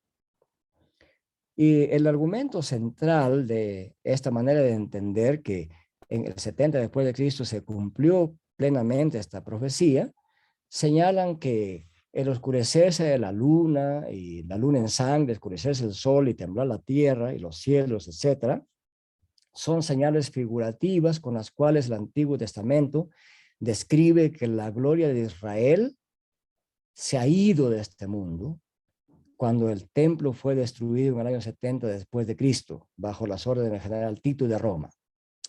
Entonces piensan algunos, y hay un escritor que se llama Van der Waal, que exposa esta posición, y otros preteristas también exposan esta misma posición, que ahí en el año 70 sí se había terminado de cumplir todo lo que Joel estaba profetizando. Bueno, esta interpretación, por supuesto, es disputada y debatida porque piensan que es un poco forzado decir eso. Es un asunto que hay que estudiar más a fondo.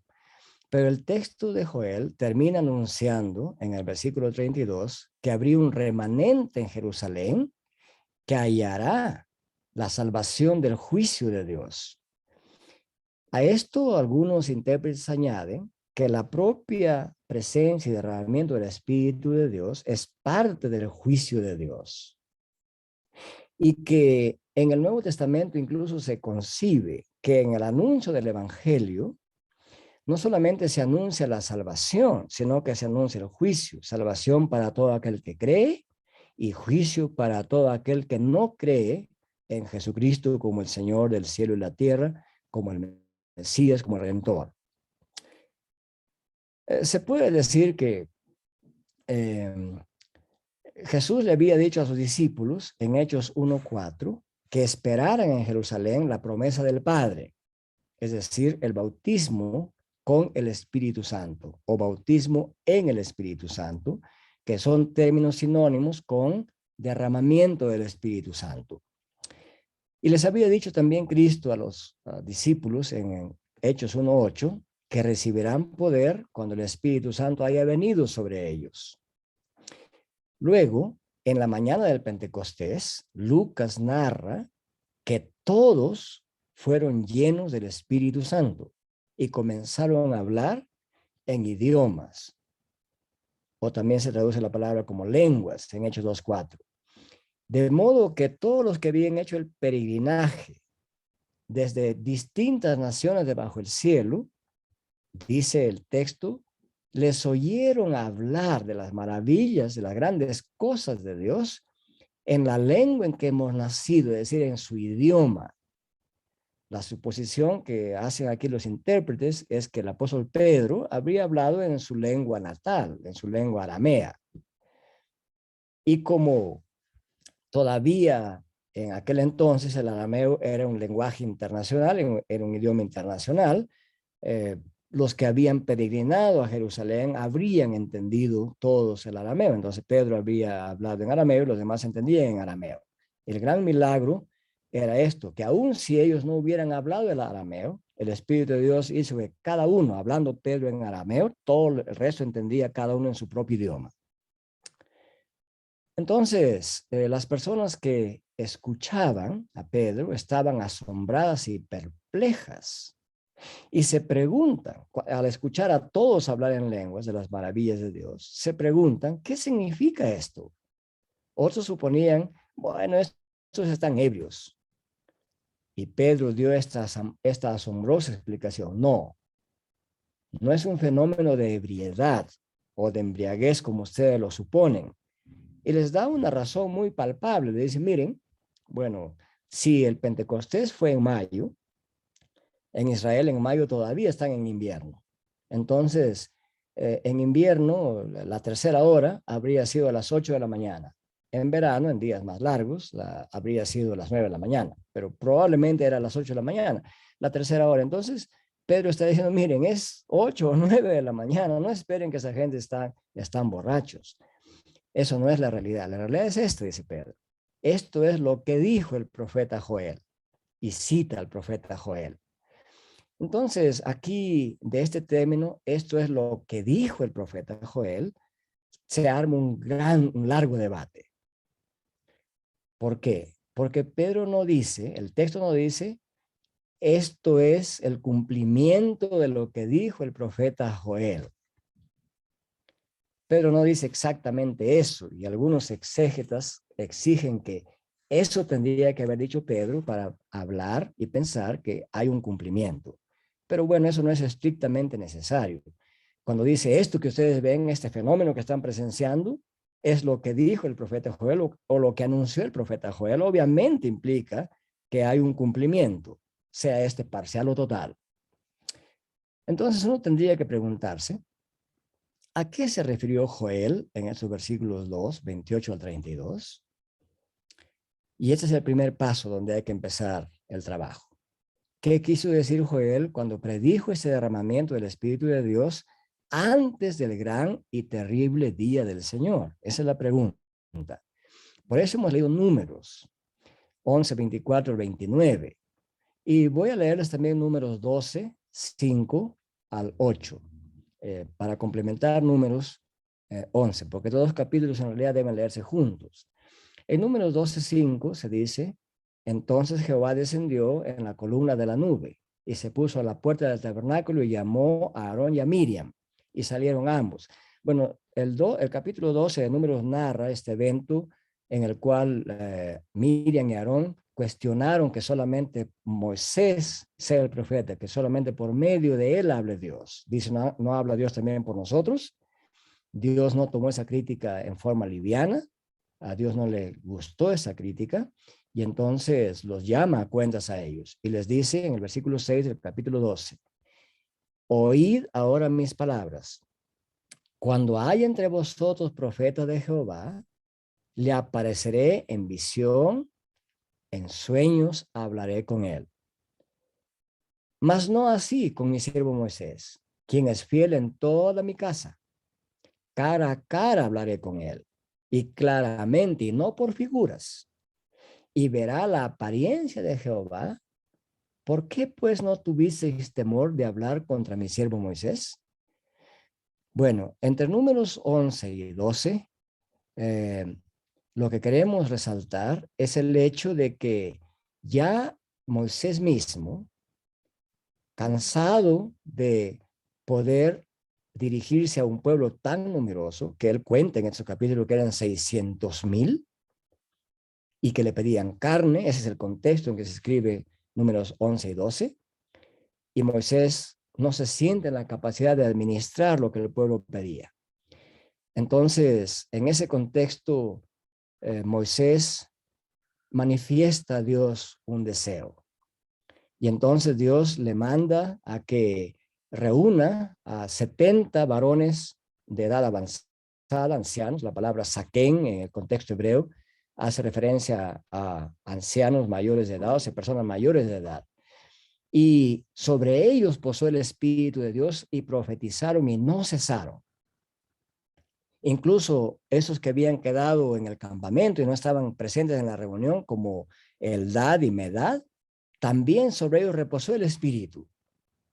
Dios oyó la oración de Moisés, oyó el pedido de Moisés. No le gustó esto al joven Josué y pidió a Moisés que los reprenda, que les impida. Y Moisés le respondió en el versículo 29 del capítulo 11. ¿Tienes tú celos por mí? Dios quiera que todo el pueblo de Jehová fuese profeta y que Jehová pusiera su espíritu sobre ellos. En otras palabras, sobre todo el pueblo de Jehová. Y como los profetas del Antiguo Testamento eran versados en la Escritura, eran personas donde el Espíritu de Dios les hablaba directamente y también les iluminaba para entender las Escrituras, todos ellos eran versados en las Escrituras. Entonces, no podemos dudar que Joel 2, 28 y 29 es una reflexión sobre esas narrativas de Números 11 y 12. Al mismo tiempo, entonces, podemos decir que Joel está escatológicamente viendo la respuesta de Dios a la oración de Moisés, que Dios derramará su espíritu sobre todo Israel. Obviamente, ya he explicado en las clases anteriores que todo Israel aquí se refiere al remanente fiel a Dios. Y todo el pueblo de Yahvé se convertirá en profetas, porque ese era el propósito de Dios, de haber escogido a Israel para que ellos anunciaran las maravillas de Dios al mundo entero, que sean luz a las naciones. Y se repite el vocabulario clave en Números 11 y 12. El pueblo de Dios profetizará y ellos serán los medios reveladores que caracterizan a los profetas, que eran los sueños y visiones, de las cuales también está hablando aquí. Y Números explica claramente, o mejor dicho, Dios habla ahí diciendo que los sueños y visiones y figuras serán como unas maneras que revelará a otros, pero no a Moisés. Como Moisés hablará en forma directa y en forma clara, cara a cara, y que Moisés verá incluso la figura de Dios. Entonces, podemos decir aquí que cuando se anuncia que el Espíritu poseerá o será derramado también sobre los Bajurim o jóvenes de Joel 2:28, que es como una referencia a Números 11:28, es claramente explicable que la posesión por el Espíritu Santo ya no quedaría restringido a ser el privilegio de unos pocos, ni siquiera solamente de los escogidos ancianos mayores de edad, sino que será la experiencia de todo ese remanente fiel de Dios.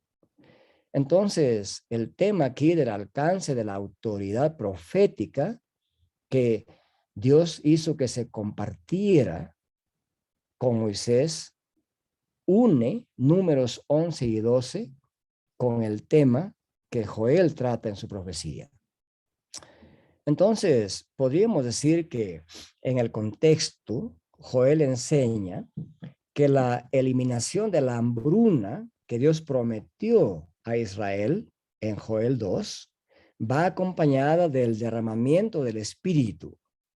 Entonces uno no puede dejar de preguntarse en este contexto si Joel no estará evocando la imagen también de Amós 8:11, en el sentido de que el fin de la hambruna de alimentos es también el fin de la hambruna de oír la palabra de Dios, la palabra profética de Dios. Ambos contextos reflejan una función judicial también en la posesión del Espíritu. ¿En qué sentido? Que los sustitutos de Moisés, es decir, que los que además de Moisés recibieron el Espíritu de Dios, ayudaban a Moisés en la tarea de juzgar, la tarea de jueces.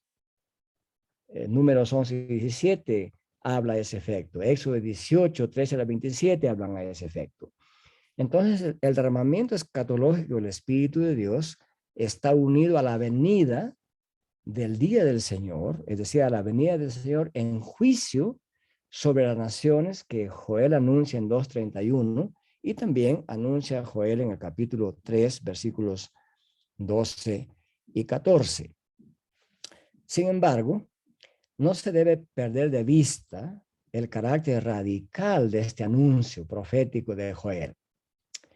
Hay que darse cuenta y hay que notar que en aquel contexto histórico, el varón judío mayor de edad y el judío libre, que no era esclavo, ocupaban la cima de la estructura social. Así estaba estructurado Israel. La mayoría de los profetas de Israel pertenecían a este grupo de la cima de la estructura social. Joel profetiza un vuelco social de esta realidad, donde las distinciones entre viejos y jóvenes, tus viejos y tus jóvenes, tus esclavos y libres, esclavos y esclavas, es decir, hombre y mujer, tus hijos e hijas, se eliminan. Ya no deja lugar a aquella tradicional oración matutina de aquel judío que se dice que oraba así: te doy gracias, oh Dios, porque no nací como gentil, no nací como esclavo, ni nací mujer. No habrá más lugar para ese tipo de oraciones completamente egocéntricas, como alguien dijo en su oración esta mañana, y discriminatorias. Entonces, se podría decir que Pedro entendió los fenómenos del Pentecostés no como el cumplimiento total de la profecía de Joel en Hechos 2, 14 al 21. Allí el derramamiento del Señor indujo un comportamiento de posesión que caracterizó a los profetas de Israel, según Números 11:25. Este comportamiento extático, que le llaman algunos, daba la apariencia de embriaguez, y así lo percibe el vulgo en Hechos 2:13. Un tema que por demás también está relacionado con Joel 1:5. Y también se exhibe aquí un sentimiento expresado por Jeremías, capítulo 23:9, y por 1 Samuel 1, del 13 para adelante, y por Efesios 5:18, donde se asocia la presencia o el derramamiento del Espíritu con un parecido a un estado de embriaguez. Entonces, la venida del Espíritu en Pentecostés inauguró una nueva era, la era en que la oración de Moisés ante Dios se realiza y todo el pueblo de Dios está investido con el espíritu de la profecía. La implicación es clara aquí. La posesión del espíritu nunca volverá a ser dominio restringido de unos pocos. Todos los que invocan el nombre del Señor están en vista aquí. Es decir, todos los creyentes ahora tienen el equipamiento y la obligación que incumbe a los profetas de dar testimonio a su generación. Esta investidura del espíritu de profecía pertenece al oficio general de toda la iglesia. Algunos han llegado incluso a decir que así como en la teología protestante se habla de un sacerdocio de todos los creyentes, también se habla aquí de una profecía de todos los creyentes. Entonces, digamos que toda carne se refiere en términos de estructura social a ricos, pobres, jóvenes, ancianos, hombres, mujeres, libres, esclavos. El deber de proclamar la verdad de Dios a un mundo que espera saber de Dios no es competencia exclusiva de un oficio especial. Sin embargo, hay que decir que esto no elimina el hecho bíblico neotestamentario de que existe un oficio especial dedicado a la enseñanza, de lo cual da cuenta Pablo en 1 Timoteo capítulo 3, versículos 1 al 7, y en otros pasajes paralelos. Y esto es interesante porque Pablo, evocando la profecía de Joel, comprende que en Cristo la barrera, esta barrera étnica entre judíos y gentiles ha sido desbaratada. Cuando él dice, Pues la escritura dice, todo aquel que en él creyere. Noten que es una frase de Joel, todo aquel que invocare. Es una frase también que Pedro cita, todo aquel que invocare. No será avergonzado, porque no hay diferencia. O sea, todo aquel, exegéticamente explica Pablo, no hay diferencia entre judío y griego. Pues el mismo que es Señor de todos, es rico para con todos los que le invocan. Porque todo aquel que invocar el nombre del Señor será salvo. ¿Cómo pues invocarán a aquel en el cual no han creído? ¿Cómo creerán en aquel de quien no han oído? ¿Y cómo irán sin haber quien les predique? ¿Y cómo predicarán si no fueren enviados? Como está escrito, cuán hermosos son los pies de los que anuncian la paz, de los que anuncian las buenas nuevas. Al mismo tiempo, Pablo aplica la profecía de Joel al verdadero Israel, al Israel elegido y no simplemente al Israel según la carne. Cuando Pablo dice, por ejemplo, en Romanos capítulo 9, versículos 6 al 15, dice así, no que la palabra de Dios haya fallado, porque no todos los que descienden de Israel son israelitas. Es un lenguaje bien claro de Pablo. Ni por ser descendientes de Abraham son todos hijos, sino en Isaac te será llamada descendencia. Esto es, no los que son hijos según la carne son los hijos de Dios, sino los que son hijos según la promesa son contados como descendientes. Porque la palabra de la promesa es esta: por este tiempo vendré y Sara tendrá un hijo. Y no solo esto, sino también cuando Rebeca concibió de uno, de Isaac nuestro padre, pues aún no había nacido, ni habían hecho ni bien ni mal, para que el propósito de Dios, conforme a la elección, permaneciese. No por las obras, sino por el que llama. Se le dijo, el mayor servirá al menor. Como está escrito, a Jacob amé, mas a Saúl aborrecí.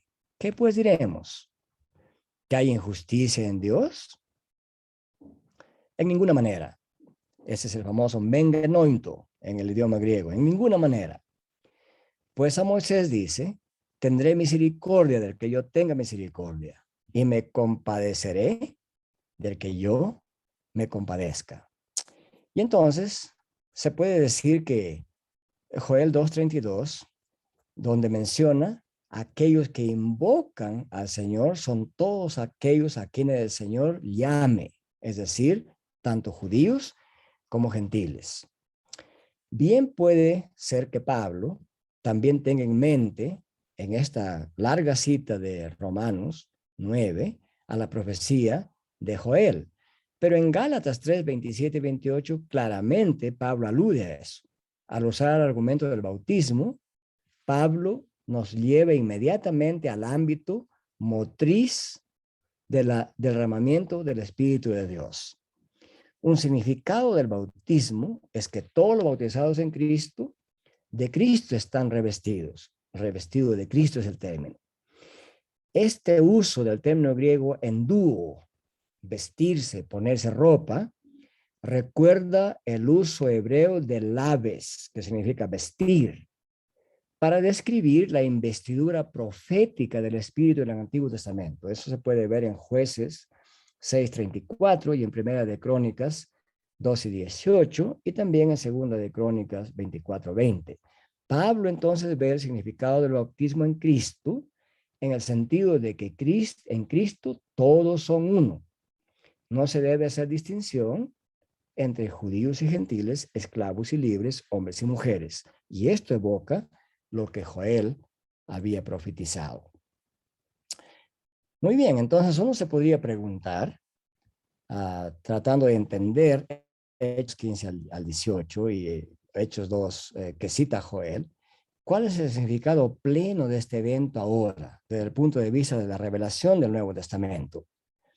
Entonces, tenemos que leer otra vez lo que se dice en Hechos 2, 15 al 18. Porque estos no están ebrios, como vosotros suponéis, puesto que es la hora tercera del día. Mas esto lo dicho por Joel, Y en los postreros días, dice Dios, derramaré de mi espíritu sobre toda carne, y vuestros hijos y vuestras hijas profetizarán, vuestros jóvenes harán visiones, vuestros ancianos soñarán sueños, y de cierto sobre mis siervos y sobre mis siervas, o sea, varones esclavos y mujeres esclavas, en aquellos días derramaré de mi espíritu y profetizarán, y daré prodigios arriba en el cielo y señales abajo en la tierra, sangre y fuego, vapor y humo. El sol se convertirá en tinieblas y la luna en sangre. Antes, esa es la frase de debate, antes que venga el día del Señor, grande y manifiesto, y todo el que invocar el nombre del Señor será salvo. Entonces, Pedro anuncia aquí a su audiencia internacional que lo que están presenciando es lo que ha dicho el profeta Joel. Es decir, el profeta Joel ha dicho que habrá un derramamiento del Espíritu Santo. De eso profetizó Joel. Y en ese instante, Pedro dice, esto se refiere a lo que Joel estaba profetizando. Con ello se les indica que la era de los últimos días anunciados en Joel, y después de esto, ya lo están presenciando ellos mismos ocularmente. Es obvio que los judíos en Pentecostés presentes sabían que Joel había profetizado la venida del día del Señor en los últimos días. Lo sabían. Hay bastantes escritos judíos de la época sobre eso. Y Dios concedería su bendición a su pueblo que se arrepiente de sus pecados. Pero Pedro les explica, hoy en este Pentecostés se inaugura esa era mesiánica en la cual Dios derrama el Espíritu a su pueblo. Entonces, derramaré mi Espíritu sobre toda carne, es lo mismo que traducir, derramaré mi Espíritu sobre toda clase social de los seres humanos de mi pueblo. Entonces, en la profecía de Joel, la expresión ser humano incluye tanto hombres como mujeres, jóvenes y también ancianos, es decir, clases de seres humanos, aunque todos ellos circunscritos al pueblo de Israel. De igual manera, en este pasaje, Lucas no hace distinción entre hombres y mujeres. Pero nos preguntamos, ¿y solamente los de Israel? ¿No dice acaso Hechos 2 que también habían prosélitos? ¿No dice acaso Hechos 2 implicando que el pueblo de Dios estaba ya compuesto de judíos y gentiles que se habían convertido a Dios?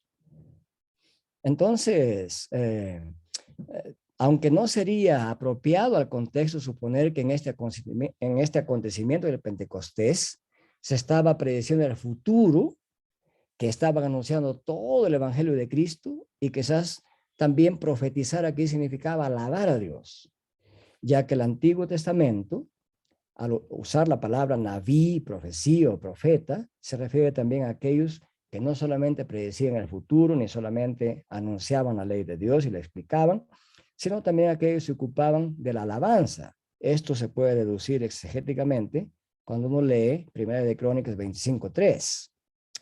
Y durante el periodo de la iglesia primitiva, los profetas también se encargaban de enseñar y exhortar a la iglesia. Hay más que podríamos decir aquí, pero la profecía de Pedro respecto al derramamiento del Espíritu se ha cumplido en el Pentecostés en Jerusalén, en Samaria, en Cesarea y en Éfeso. Notamos que la revelación es progresiva tanto en el Antiguo como en el Nuevo Testamento. Aunque aquí empieza a cumplirse parte de lo que profetiza Joel, poco a poco vemos que con la extensión y expansión de la iglesia a todo el mundo, comenzando en Jerusalén, luego en Samaria, en Cesarea y en Éfeso, y así se va extendiendo la iglesia, Pedro no está afirmando que cada uno de sus sucesos se hayan cumplido las señales de la naturaleza que predice Joel, las portentosas señales y prodigios en los cielos. Sin embargo, Lucas narra en el resto del libro de los Hechos, en eventos en el cual Pedro mismo está involucrado, cuando los creyentes conmocionados en Jerusalén demandan una explicación de los sucesos de Hechos capítulo 10. Y vemos en Hechos capítulo 11 y en Hechos capítulo 15 y en el capítulo 19 cómo estos se conectan al tema de Joel capítulo 2, específicamente Hechos 15:8, cuando Pedro dice que Dios dio el Espíritu a los gentiles tal como lo hizo con los judíos en el Pentecostés. Y en Hechos 15:2, Lucas hace referencia a que señales y prodigios, la misma frase que usa Pedro en Hechos, ocurrieron entre los gentiles, al igual que entre los judíos. Y en Hechos 19 se registra la venida del Espíritu sobre aquellos que recibieron el bautismo de Juan. Entonces aquí hay un contraste con el bautismo de Juan que se ve en Hechos 1 y 11. También los receptores del Espíritu hablaron en lenguas y profetizaron. Este es un resultado que ha acompañado al derramamiento del Espíritu hasta este punto. Y Lucas muestra que toda carne va emergiendo en el proceso de la extensión de la iglesia de Dios como inclusiva de los gentiles también, lo cual, como si fuera, inicia su cumplimiento en Hechos 2 y se va expandiendo a nivel más amplio en el programa redentor de Dios, y de eso da cuenta el Nuevo Testamento como totalidad. Es posible entonces pensar que las señales portentosas mencionadas en Joel 2 aún aguardan su cumplimiento. Claro, podemos decir también eso. Sería probablemente en el día del juicio de todas las naciones que se acerca, de lo cual habla Mateo 25, de lo cual habla Hechos 10, de la cual habla Hechos 17, 31 en específico, en la segunda y final venida de Cristo, como el juez que juzgará a todos los seres humanos. Pero en tanto que llegue ese día, la pregunta que tienen que hacerse los creyentes es, ¿cómo debemos entonces vivir a la luz de este cumplimiento ya inaugurado? Y la respuesta podría ser así. Los creyentes seguimos viviendo y testificando de Cristo en esta era, la era de Cristo, en la cual el Señor exaltado y que derrama su espíritu sobre toda carne, es decir, sobre todo aquel que invoque el nombre del Señor para su salvación, tal y como el mismo Pedro lo confirma en Hechos 2:38 al decir arrepentíos. Después de haber citado a Joel, él usa el texto de Joel para, como profeta, llamar al arrepentimiento a los presentes. Arrepiéntanse y bautícese cada uno de ustedes en el nombre de Jesucristo para perdón de pecados y recibiréis el don del Espíritu Santo. Pues según el propio Pedro, invocar el nombre del Señor significa apartarse de todas las demás esperanzas e invocar a Jesús bautismo. Y esta es parte de la tarea que la iglesia y cada uno de nosotros en la iglesia continuamos avanzando hacia adelante. Muy bien, vamos a quedar aquí. Calculo que es muy probable que varios de ustedes están bastante insatisfechos con esta explicación, pero hasta aquí llegamos en este punto. Voy a compartir estas notas con ustedes a efecto de que ustedes puedan mirarlas y puedan expandirlas o cuestionarlas o plantear su propia posición. Pero esta es la forma como en general en el ambiente reformado se entienden estos pasajes. Sin duda, hay otras posiciones que están bien escritas en diferentes revistas, como le mencioné, y a las cuales ustedes pueden acceder a partir de las notas que he escrito aquí y que las voy a compartir abiertamente con ustedes en la tarde.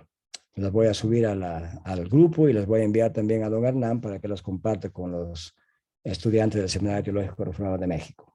Bien, paramos aquí por este momento y luego vamos a volver a las 12:40, porque ayer me di cuenta que el tiempo de 30 minutos era muy corto. Algunos en ciertos países latinoamericanos almorzamos entre 12 y 1. Otros no almuerzan, otros postergan el almuerzo, no sé cómo será en su país, pero nos encontramos a las 12:40, Dios mediante, si nos da fuerzas para continuar con escatología paulina. Gracias por su atención. Entonces, hasta las 12:40. Gracias, Pastor Hernán. Ayúdenos a concluir con oración esta parte de la clase. Ok, vamos a orar. Padre, gracias nuevamente por la oportunidad que tenemos de seguir abriendo nuestra Biblia, tu santa palabra, para meditar acerca de lo que ahí nos enseña, Señor. Que la clase del día de hoy edifique nuestras vidas, edifique nuestros ministerios y que esa llama de la fe siga siendo encendida a cada instante, Señor.